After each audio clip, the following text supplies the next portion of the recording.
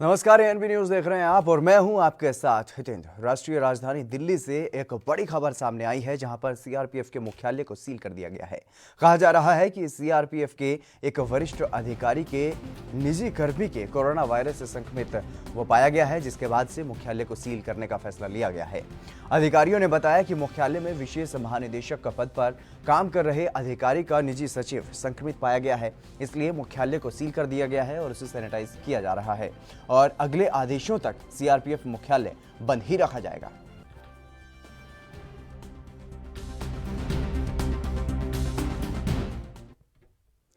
दिल्ली में कोरोना संक्रमण के नए मामले तेजी से बढ़ रहे हैं। दिल्ली के कापसहेड़ा में एक ही बिल्डिंग में 41 लोग कोरोना संक्रमित पाए गए थे, जिसके बाद अब वहीं पर दूसरी ओर तुगलकाबाद एक्सटेंशन में कंटेनमेंट जोन में 15 नए कोरोना पॉजिटिव मामले सामने आए हैं। दिल्ली के कापसहेड़ा में एक मकान में 18 अप्रैल को एक कोरोना का मामला सामने आया था। घनी आबादी का इलाका देखते हुए प्रशासन ने 19 अप्रैल को इलाके को सील करने के आदेश दिए थे, जिसके बाद शनिवार को 41 कोरोना मरीज सामने आए और आज 15 और कोरोना मरीजों की पुष्टि हुई है।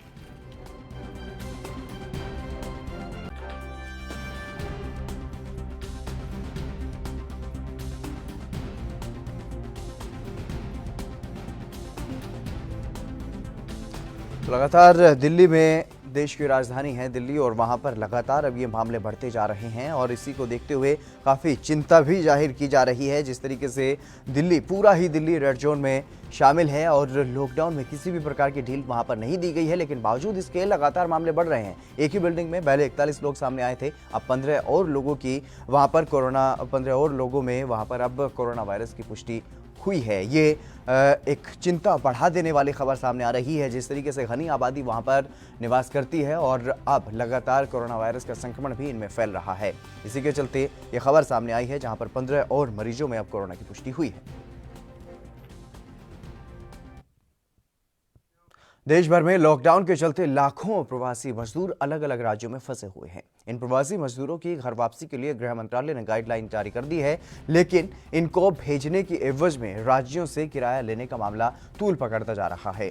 इसी मामले को लेकर जम्मू कश्मीर के पूर्व मुख्यमंत्री उमर अब्दुल्ला ने केंद्र सरकार पर तंज कसा है। उन्होंने ट्वीट कर कहा है कि अगर आप कोरोना संकट में विदेश में फंसे हुए हैं तो सरकार आपको मुफ्त वापस लेकर आएगी, लेकिन अगर किसी राज्य में कोई प्रवासी मजदूर फंसा हुआ है तो उसे सोशल डिस्टेंसिंग कास्ट के साथ पूरा खर्च उठाना होगा। अगर ऐसा है तो पीएम केयर्स फंड कहा गया।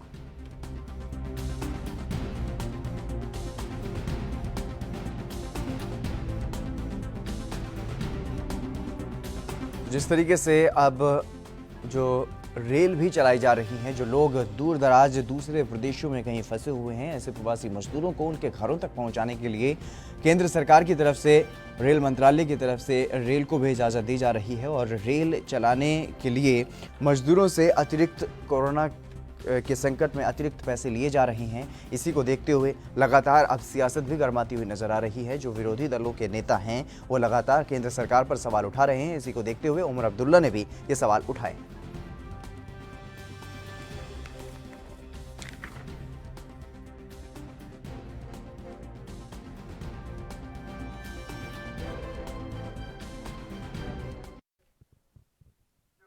जम्मू कश्मीर में मुठभेड़ हुई, जहां पर 2 आतंकवादियों को मार गिराया गया, लेकिन 5 भारतीय जवान शहीद हो गए हैं। उत्तरी कश्मीर में हंदवाड़ा क्षेत्र के एक गांव में आतंकवादियों के साथ मुठभेड़ में एक कर्नल और एक मेजर समेत 5 सुरक्षाकर्मी शहीद हो गए। अधिकारियों ने बताया कि शहीद सुरक्षाकर्मियों में सेना अधिकारी कर्नल आशुतोष शर्मा और मेजर अनुज और जम्मू कश्मीर पुलिस के उप निरीक्षक शकील काजी शामिल हैं।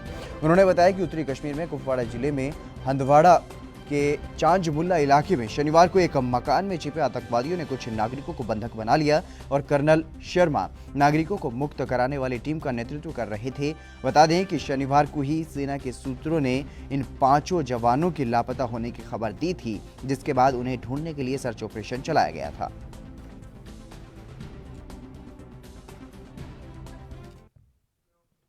जम्मू कश्मीर के हंदवाड़ा के राजवार इलाके में आज जहां पर मुठभेड़ हुई, वहां विस्फोट भी हुआ और इस विस्फोट में कम से कम 7 नागरिक घायल बताए जा रहे हैं। इसी कड़ी में विदेश मामलों के जानकार और डिफेंस एक्सपर्ट कमर आगा का बयान भी सामने आया है।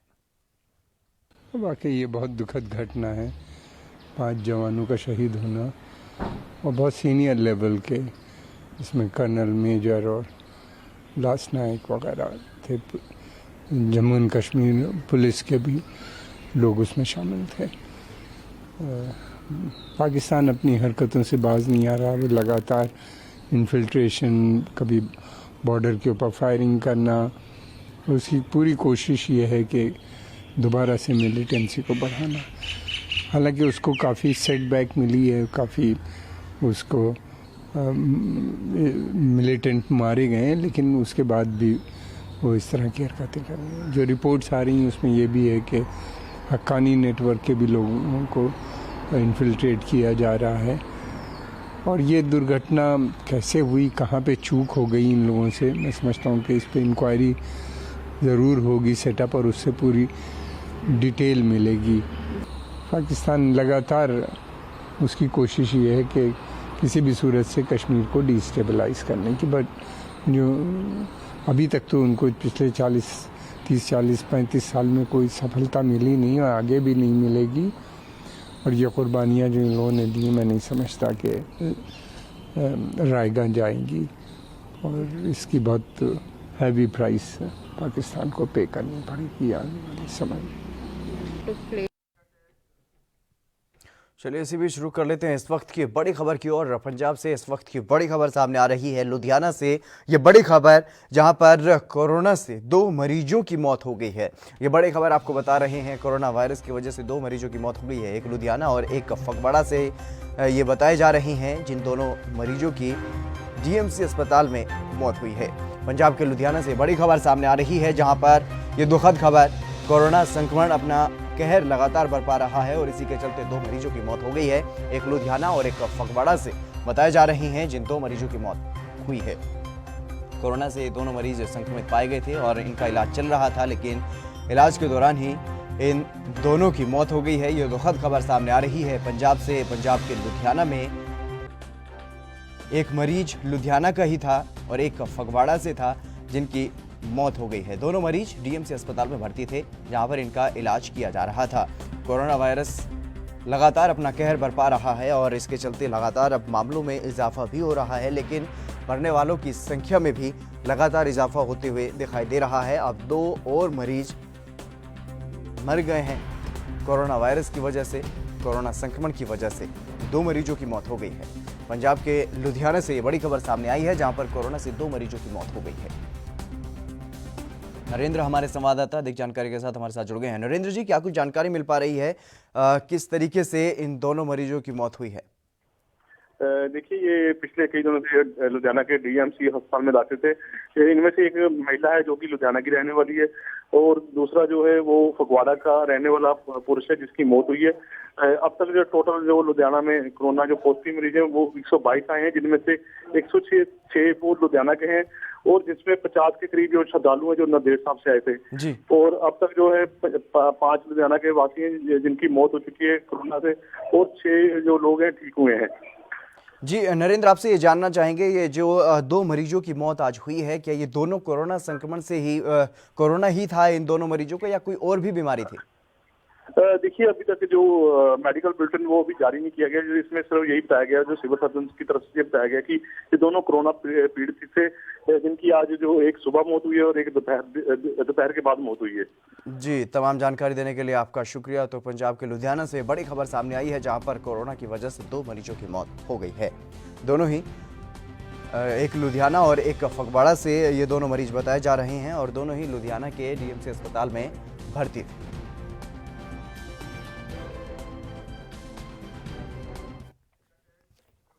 उत्तरी कश्मीर के हंदवाड़ा क्षेत्र में आतंकियों और सुरक्षा बलों की मुठभेड़ में 5 सुरक्षाकर्मियों के मारे जाने पर पंजाब के मुख्यमंत्री कैप्टन अमरिंदर सिंह ने भी शोक व्यक्त किया है। वहीं उन्होंने राजेश के परिजनों को 10 लाख रुपए की आर्थिक सहायता के साथ परिवार के एक सदस्य को नौकरी देने की भी घोषणा की है।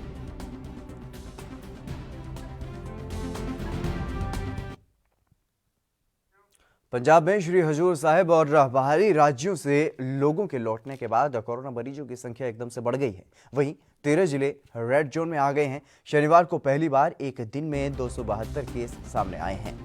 श्री हजूर साहिब से लौटे अधिकतम लोग कोरोना पॉजिटिव पाए गए हैं। इसके अलावा हेल्थ विभाग के 6 मुलाजिम भी संक्रमित पाए गए हैं और साथ ही पंजाब सरकार ने सतर्कता बढ़ाते हुए RT-PCR टेस्टिंग भी बढ़ा दी है। पंजाब में पहली बार एक दिन में 20,000 से ज्यादा टेस्ट किए गए हैं और पंजाब सरकार ने टेस्टिंग को और भी ज्यादा बढ़ाने के निर्देश दे दिए।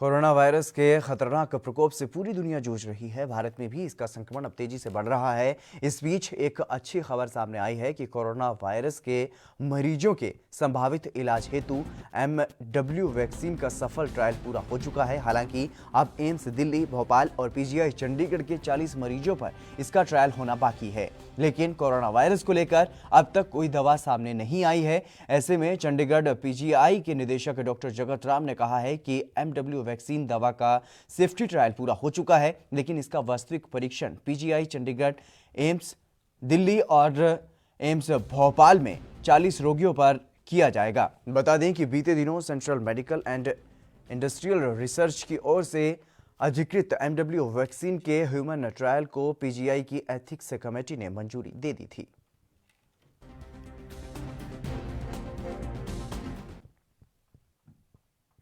कोरोना वायरस को देखते हुए लॉकडाउन की अवधि को 17 मई तक के लिए बढ़ाया गया है। वहीं पंजाब की बात करें तो पंजाब में ये अवधि कोरोना के मामलों को देखते हुए पहले ही बढ़ा दी गई थी, जिससे कोरोना वायरस को फैलने से रोका जा सके। लेकिन बावजूद इसके जीरकपुर में लोग सरेआम सोशल डिस्टेंसिंग की धज्जियां उड़ाते हुए देखे गए। दरअसल यहां एक व्यक्ति अपनी कार में राशन बांटने आया था। उस व्यक्ति को देखकर सैकड़ों लोग कार के आसपास जुट गए, जिसके चलते जहां कर्फ्यू की तो धज्जियां उड़ी ही साथ सोशल डिस्टेंसिंग का भी पालन नहीं किया गया। इसी कड़ी में हमारे संवाददाता विनीत कपूर ने मौके का जायजा लिया है। कोरोना वायरस के चलते पूरे देश भर के अंदर कहीं ना कहीं सोशल डिस्टेंसिंग का पालन करने के दिशा निर्देश जारी हो रहे हैं, लेकिन एक तस्वीर मैं आपको दिखाना चाहूंगा। जीरकपुर की ये तस्वीर है जहां पर एक शख्स जो है वो कहीं ना कहीं लोगों को राशन बांटने का काम कर रहा है, लेकिन किस ढंग से राशन बांटा जा रहा है इसकी ताजा तस्वीरें आप खुद ही देख सकते हैं। आप देख सकते हैं कि किस तरह से सोशल डिस्टेंसिंग की सरेआम धज्जियां उड़ती नजर आ रही हैं। कर्फ्यू में कहा गया था कि लोगों को घरों से बाहर ना निकले, कुछ छूट भी दी गई थी, लेकिन यहाँ पर जो तस्वीर देखने को मिल रही है कि बड़ी संख्या में लोग जो हैं वो एक कार के पास एकत्रित हो गए। हालांकि एक शख्स जो है वो इन जरूरतमंदों को खाना पहुंचाने के लिए आया था, लेकिन यहाँ पर किस तरह का नजारा देखने को मिल रहा है इसकी आप ताजा झलक देख सकते हैं। आपको मैं लाइव तस्वीरें दिखा रहा हूँ।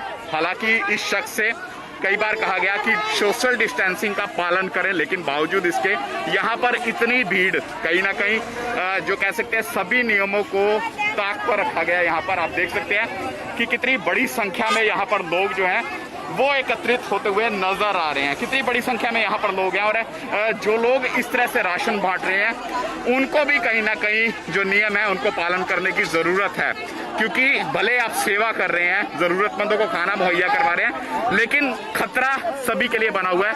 ये जो तस्वीरें आप देख सकते हैं, आपको मैं लाइव तस्वीरें जो है वो दिखा रहा हूँ।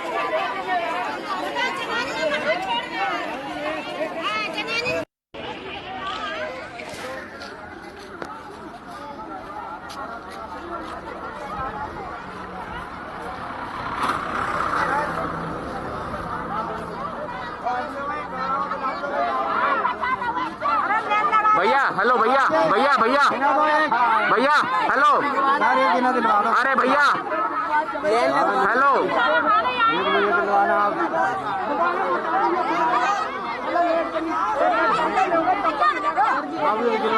भाई साहब अरे भाई साहब एक बंदे को राशन वाले भाई साहब सर जी बोलो बुलाओ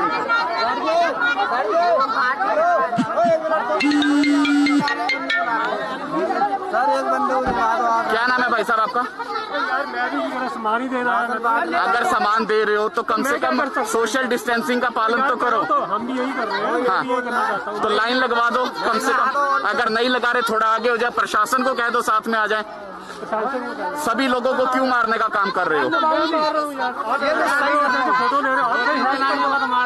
मैं आपको पहले भी कहा लाइन लगवा लो। मैं आपकी खुद हेल्प करने के लिए आपके पास आया हूँ। कोरोना महामारी के चलते देश भर में लॉकडाउन लगा हुआ है और इस लॉकडाउन में देश के अलग अलग राज्यों में फंसे प्रवासियों के लिए बसों के बाद स्पेशल ट्रेनों को भी अनुमति दी गई है। कुछ राज्यों के लिए लोगों की आवाजाही भी शुरू हो गई है और इसी बीच पंजाब के लुधियाना से महाराष्ट्र मुंबई के लिए भी कुछ प्रवासी रवाना हुए हैं, जिनसे खुद महाराष्ट्र के गृह मंत्री अनिल देशमुख ने वीडियो कॉन्फ्रेंसिंग के जरिए बातचीत की है।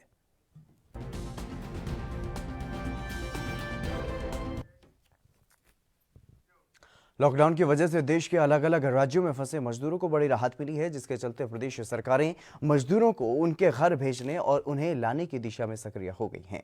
इसी कड़ी में गुजरात की राज्य सरकार ने भी मजदूरों को खास बसों से उनके घर पर जाने की मंजूरी दी है, जिसके चलते जामनगर से मध्य प्रदेश, उत्तर प्रदेश, राजस्थान, पंजाब और अन्य राज्यों के मजदूरों को बसों में सोशल डिस्टेंसिंग का पालन करते हुए भेजा गया है। वहीं इस कड़ी में जिला कलेक्टर रविशंकर ने लोगों के लिए एक जरूरी सूचना भी शेयर की है। भाइयों एवं बहनों, मैं रविशंकर, कलेक्टर और जिला मजिस्ट्रेट जामनगर। आप सभी को यह विदित है कि लॉकडाउन की अवधि जो है वह 17 मई तक के लिए बढ़ा दी गई है। इस अवधि के दरमियान में बहुत सारे मित्र ऐसे होंगे जो अपने अपने घर जाना चाहते होंगे, जिनका घर जामनगर और गुजरात से बाहर है। वैसे लोगों के लिए मैं आपसे एक विनती करता हूं कि यह एक हम सर्वे कर रहे हैं, जिसमें आपको कुछ विगत है जो आपको देनी होंगी, जैसे कि आवेदक जो है उनका नाम, आवेदक अभी किस ज़िले में है, किस तहसील में है, आपका मोबाइल नंबर, आप किस राज्य में जाना चाहते हैं, उस राज्य के किस ज़िले में जाना चाहते हैं। अगर आप खुद के अपनी गाड़ी से जाना चाहते हैं तो आपकी गाड़ी का नंबर और किस रूट से आप जाना चाहते हैं और आपकी इच्छा रिटर्न आने की है या नहीं, और जिस गाड़ी में आप जाना चाहते हैं उसकी क्षमता कितनी है और आपके साथ और भी कितने वयस्क और कितने बच्चे साथ में ट्रैवल करेंगे। यह सूचना जो है यह आपको मुझे, अगर आपके पास व्हाट्सएप नंबर है तो आप मुझे व्हाट्सएप कर सकते हैं।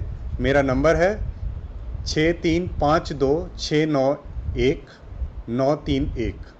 फिर से मैं रिपीट करता हूँ, 6352691931। उसी तरह 6352691932 और इस तरह 933, इस तरह करके 3 नंबर हैं। या आप मुझे ईमेल कर सकते हैं gohome.jam@gmail.com। Once again I repeat, gohome.jam@gmail.com। अगर आपके पास ईमेल करने की सुविधा नहीं है या व्हाट्सएप करने की सुविधा नहीं है तो भी आप किसी भी कागज़ पे यह इन्फॉर्मेशन लिख करके आप तैयार रखें और हमें कॉल करें 0288, जो यहाँ का जामनगर का STD कोड है, 2541960। फिर से मैं आपको रिपीट करता हूँ, 2541960। इस नंबर पे हमारा ऑपरेटर आपके पास से जो भी विगत होगी वह ले करके और आपको घर पहुँचाने के लिए मदद करेंगे। यह जो इन्फॉर्मेशन है यह आपको एक सादे से कागज़ में लिख करके आप मुझे व्हाट्सएप कर सकते हैं या मुझे लिखवा सकते हैं। आप इन 3 इन्फॉर्मेशन के साथ आप तैयार रहिए। मित्रों, उड़ीसा, बिहार, झारखंड, उत्तर प्रदेश, उत्तराखंड, दिल्ली, पंजाब, हिमाचल, हरियाणा, जम्मू कश्मीर, MP, राजस्थान, छत्तीसगढ़, वेस्ट बंगाल, कर्नाटका, तेलंगाना, आंध्र प्रदेश, तमिलनाडु, केरला और महाराष्ट्र, इतने राज्यों के लोग अभी जामनगर में हैं।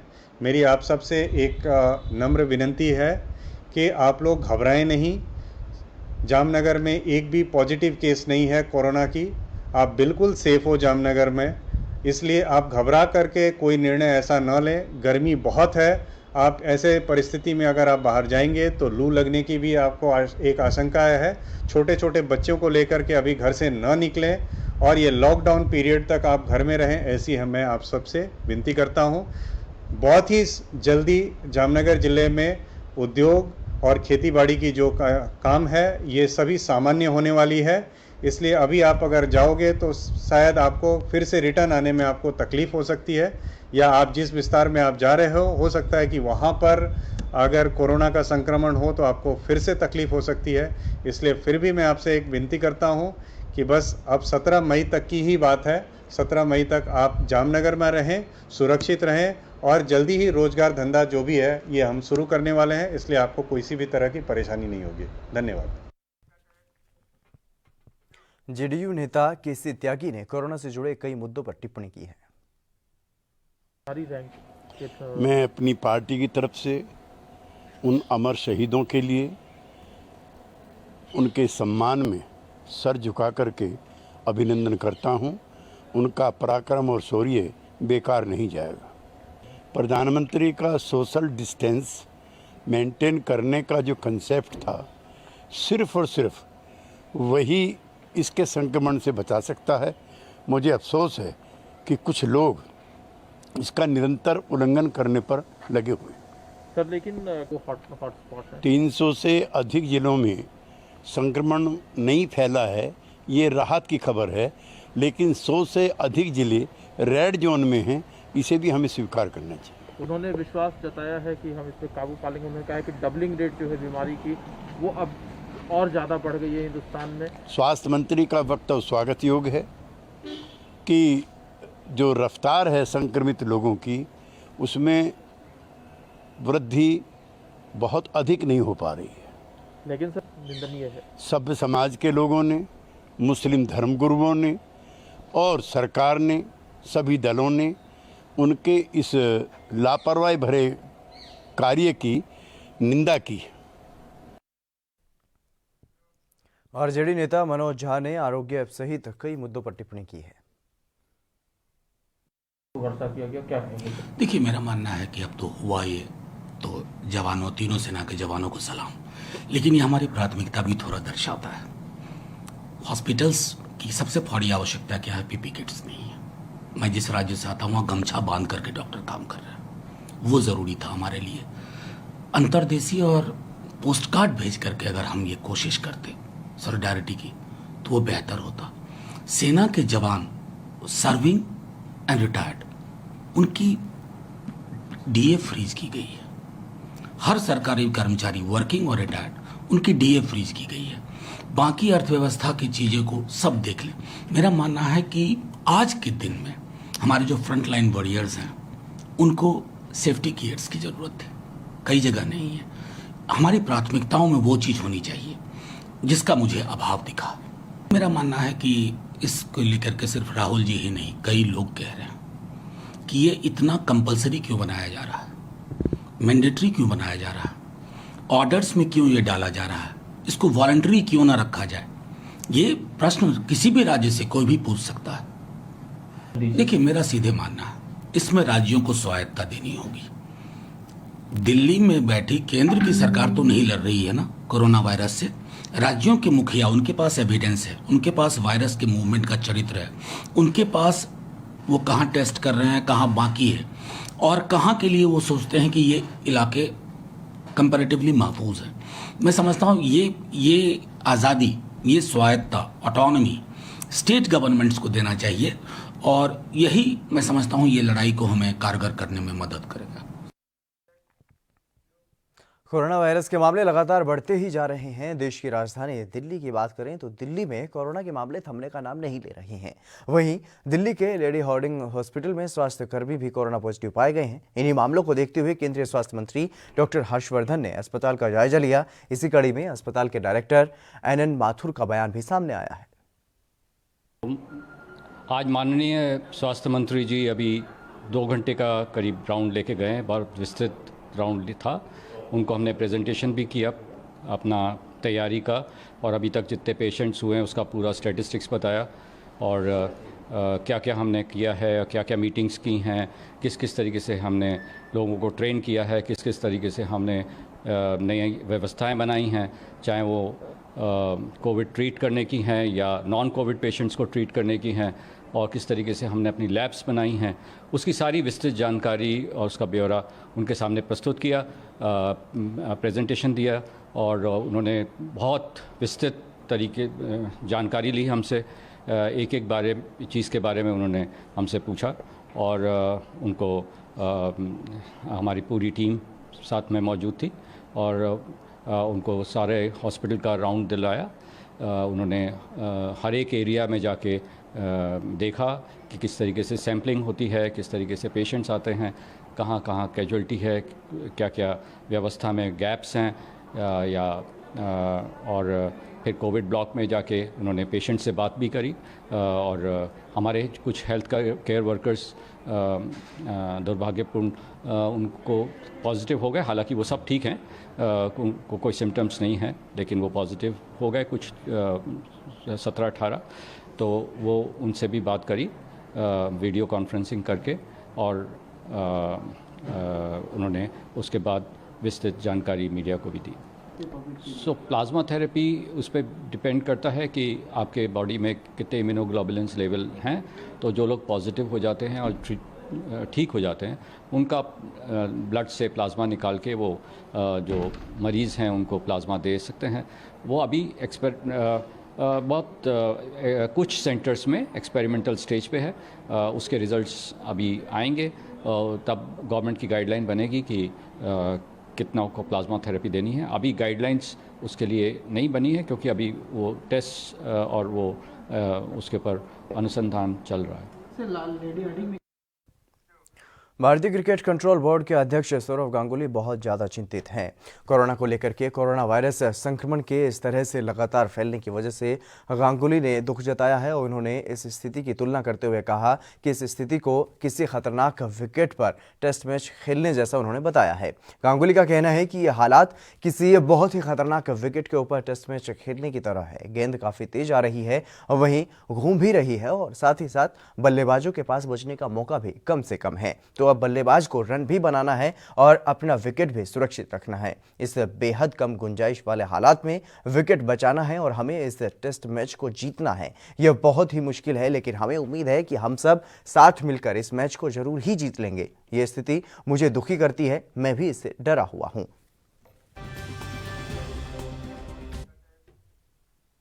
कोरोना संकट के बीच अनेकों दिल को छू लेने वाली घटनाएं भी सामने आ रही हैं। कोरोना के खिलाफ जारी लड़ाई में कोरोना योद्धाओं का हर कोई सम्मान कर रहा है। कोरोना वीरों को प्रोत्साहित करने के मकसद से वायुसेना ने हेलीकॉप्टरों के जरिए कई अस्पतालों पर फूलों की वर्षा की।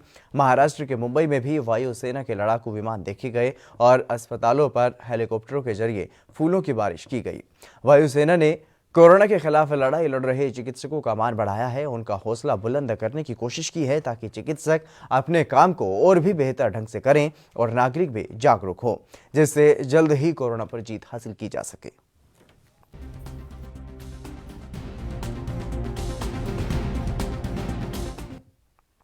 चलिए फिलहाल इस बुलेटिन में बस इतना ही। आप बने रहिए ANB न्यूज के साथ।